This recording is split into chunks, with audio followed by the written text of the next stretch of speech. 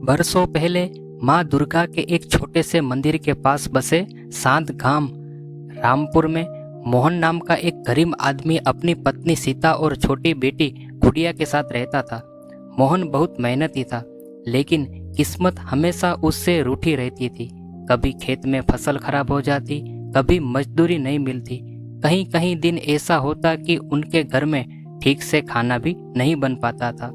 गांव के लोग अक्सर मोहन का मजाक उड़ाते थे।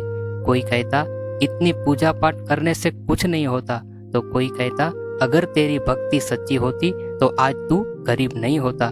लेकिन मोहन हर सुबह सूरज निकलने से पहले उठकर गांव के पुराने दुर्गा मंदिर जाता, वहां दीपक जलाता और दोनों हाथ जोड़कर माँ से कहता, हे माँ दुर्गा, मेरे पास धन नहीं है, लेकिन आपके लिए सच्चा विश्वास है। बस मेरे परिवार की रक्षा करना।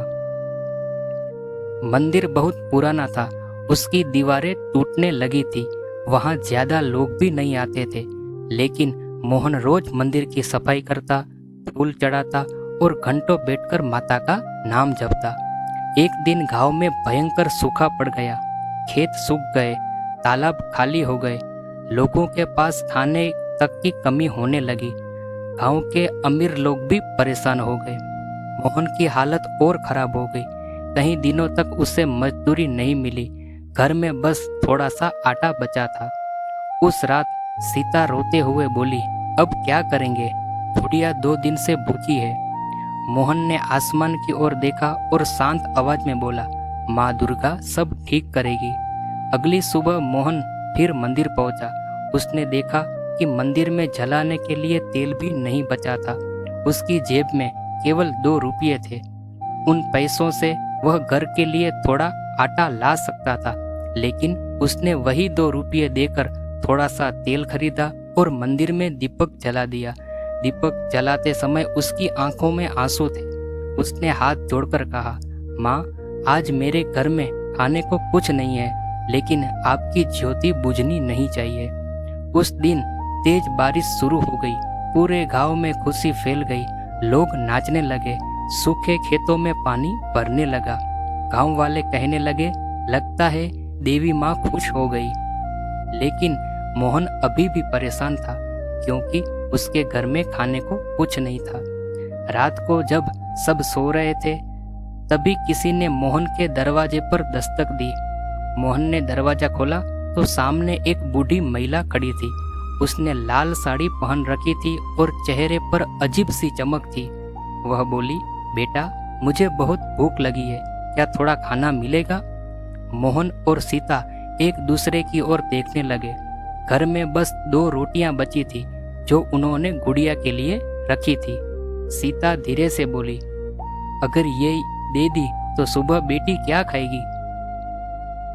लेकिन मोहन बोला, भूखे को खाली हाथ नहीं लौटाना चाहिए।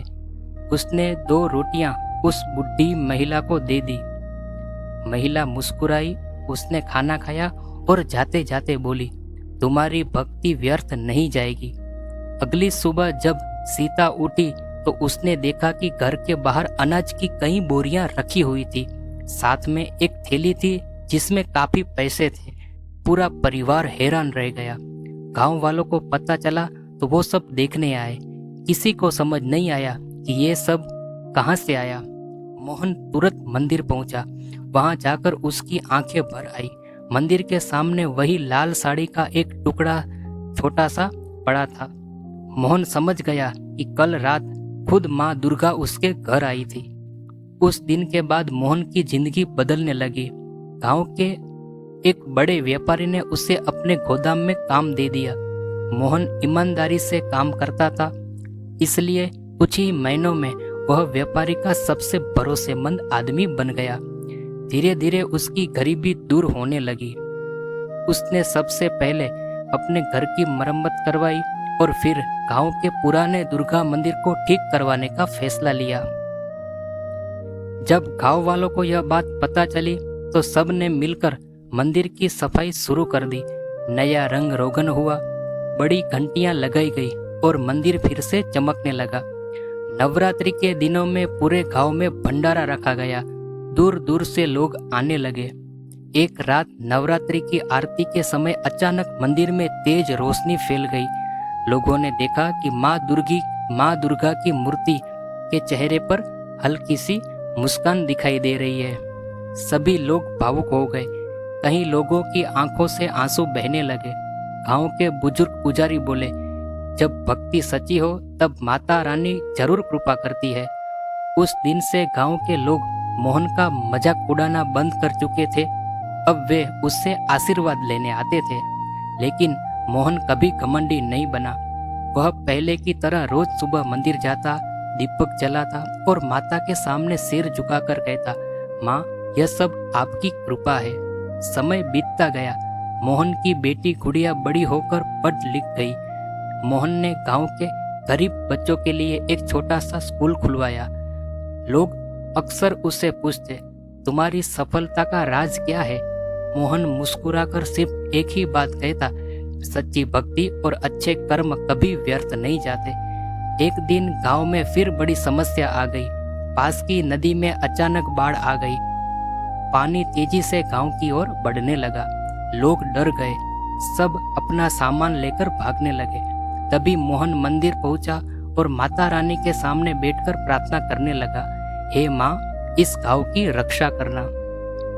कहते हैं उसी रात नदी का पानी अचानक दूसरी दिशा में मुड़ गया और गांव बच गया। लोग इसे फिर माँ दुर्गा का चमत्कार मानने लगे।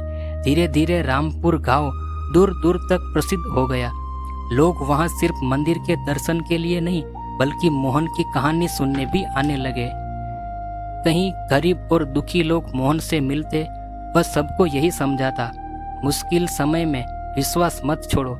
माता रानी देर जरूर करती है, लेकिन अपने भक्तों का साथ कभी नहीं छोड़ती। एक दिन मोहन बहुत बीमार पड़ गया। गांव के वैद्य ने कहा कि अब उसकी जिंदगी ज्यादा दिनों की नहीं है। पूरा गांव दुखी हो गया। मोहन ने आखिरी बार मंदिर जाने की इच्छा जताई। गांव वाले उसे सहारा देकर मंदिर तक ले गए।